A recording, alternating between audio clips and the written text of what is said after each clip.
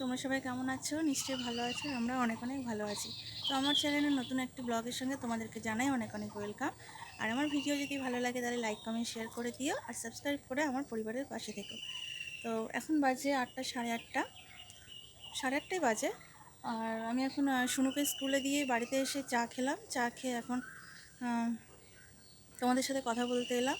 তো আমি এখন বাড়িতে কিছু কাজবাজ করব, তারপর আবার শুনুকে আমি আনতে যাব। তো তোমরা দেখতে থাকো আমি কি করি।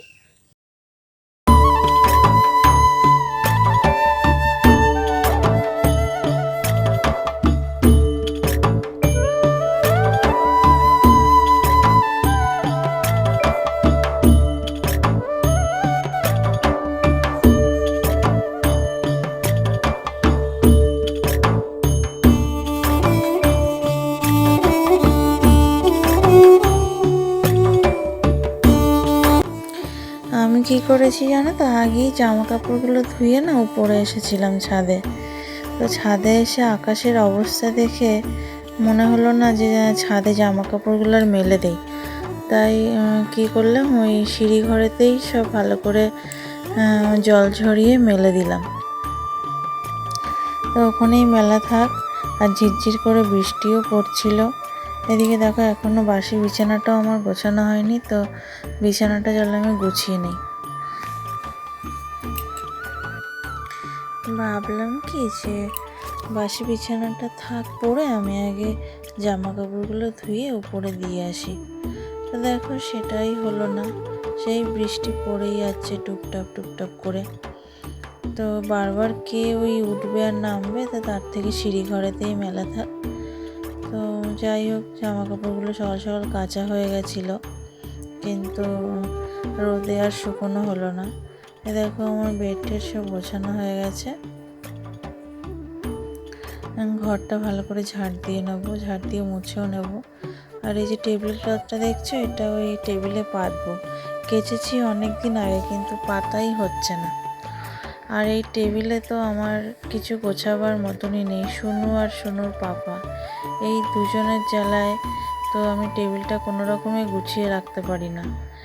এখন গোছাবো তো পরক্ষণেই আবার সব ঘেটে হয়।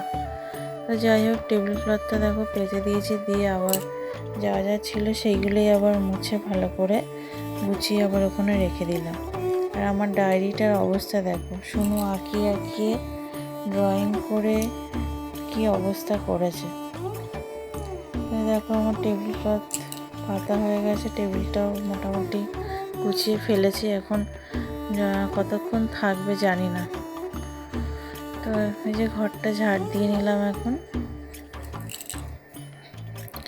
ঝাড় দিয়ে একবারে ঘরটা মুছেও নেব, নিয়ে তারপরে আমি স্নান করব। আর আজ যেহেতু শুনুর ঠাম্মি বাড়িতে নেই, তো মোটামুটি আমার চাপটাও আছে, তারপরে রান্নাবান্নাও আছে, আবার শুনুকে দিয়ে আসা নিয়ে আসা এগুলোও আছে।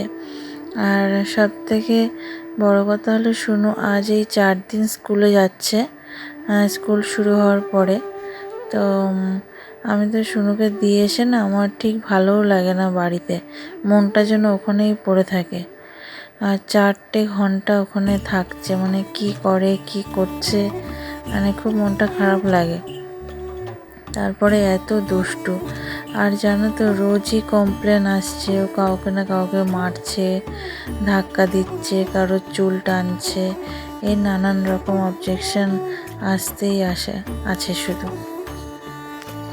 তো যাই হোক, আমার দেখো ঘর মোছা হয়ে গেছে, স্নান করাও হয়ে গেছে, পুজোটা দিয়ে নিচ্ছি এখন।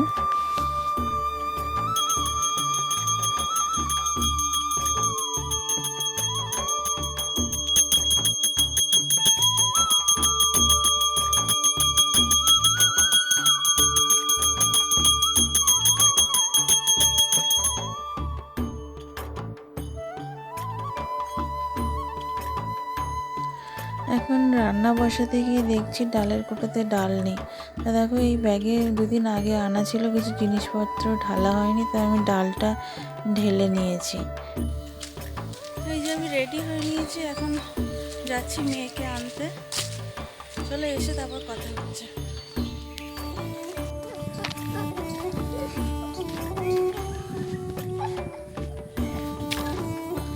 এত হাসছো কেন? এই ও কি এই চলো, গেট বন্ধ করতে হবে না, আঙ্কেল আছে, সিকিউরিটি আঙ্কেল বন্ধ করবে। এসো তাড়াতাড়ি এসো। বাড়িতে চলে এসেছি সোনুকে নিয়ে, আর একদিকে দেখো কড়াই তেল চাপিয়ে দিয়েছি, মাছ ভাজা করছে, আর একদিকে ওইদিকে সোনুকে তেল মাখিয়ে দিয়েছি, স্নান করবে। তো এখন মোটামুটি 12:30টার বেশি বাজে, প্রায় 1টা বাজতে গেছে।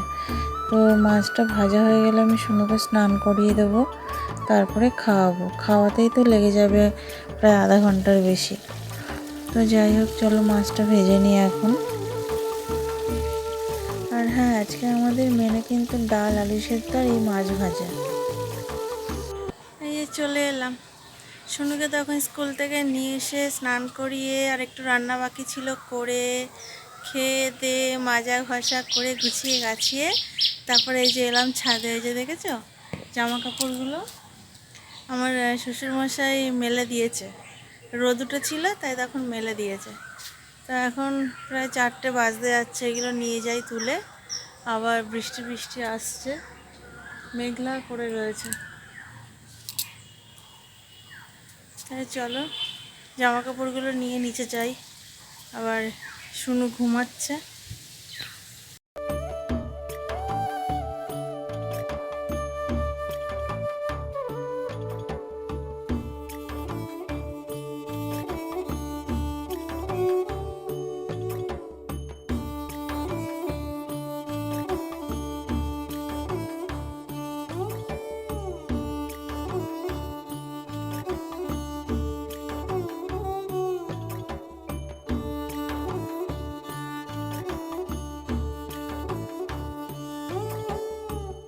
তোমরা ভাবছো তো সে সোনু এখানে কি করছে? দেখো না, সন্ধেবেলা ঘুম থেকে উঠে ওর ঠাম্মি এসেছে পিপির বাড়ি থেকে কিছু পয়লা বৈশাখের শপিং করে। তো আনার সঙ্গে সঙ্গে ও এগুলো দেখতে ব্যস্ত হয়ে পড়েছে, কি এনেছে, কটা জামা এনেছে, কি হয়েছে ওর। তো এই হলো ব্যাপার, তাই ও এই যে দেখাদেখি করছে, দেখো কি এনেছে। তো যাই হোক বন্ধুরা, ভিডিওটি এখানেই শেষ করলাম। আসছি পরের ভিডিওতে, ততক্ষণ ভালো থেকো, সুস্থ থেকো।